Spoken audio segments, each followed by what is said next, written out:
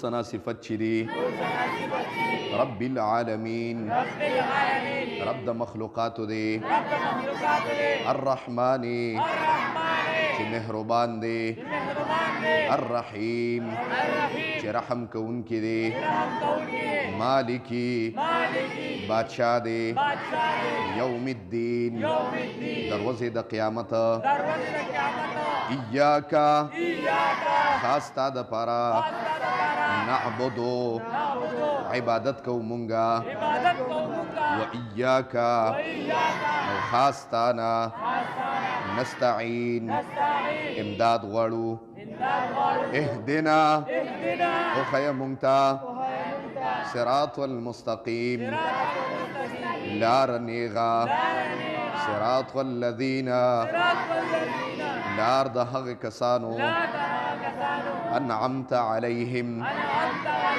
چې تا انعام کړی دی په هغوی باندې غیر المغضوب او نه لار د غضب کړی شو علیهم په هغوی باندې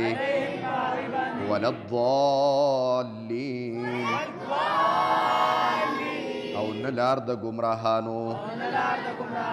ټول وایه آمین آمین الحمدلله رب العالمین الله مونږ چې کوم درس ولوسته خدای خپل دربار الهي کې قبول او منظور کړي د دې درس په برکت باندې حاضر مجمع ته خدای په نظر د رحمت شفقت الفتح او محبت باندې خدای وګوري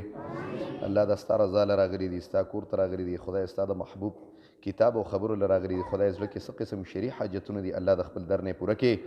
چا باندې څه قسم پریشانۍ دي مصیبتونه دي کورونو کې پریشانۍ دي خدای هر ځای کې پریشانۍ دي الله پریشانۍ په خپل دست قدرت ختم کړي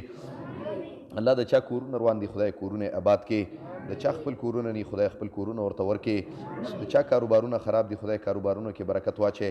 الله څوک قرضدار دي خدای د قرضونو د عذاب نه وساتي الله د حاضر مجمع خدای چې ستا رضا له راغلي دي خدای د دې کتاب له راغلي دي دا کتاب د دې مجمع دپاره او د دې مجلس دپاره د جنت ته دننه کېدو سبب او ټیکټ خدای وګرځئ د دې په برکت باندې خدای د حاضر مجلس په مابین کې خدای څه قسم نفرتونه دي خدای بغضونه دي په محبت او الفت باندې خدای بدل کې خدای په دا کلي کې خصوصا په دا کلي کې دا کومه مجمع چې را دي خدای د دې په مابین کې اتفاق اتحاد خدای پیدا کې دا کلي خدای خصوصا دا کلي الیکشن شروع دی خدای کم خلک چې ولاړ دي خدای ته د خپل دین دپاره او د خپل رضا دپاره خدای استعمال کا او چې څوک د دنیا دپاره لګي خدای د دروغ او منافقت دپاره خدای ته دا قوم وساتي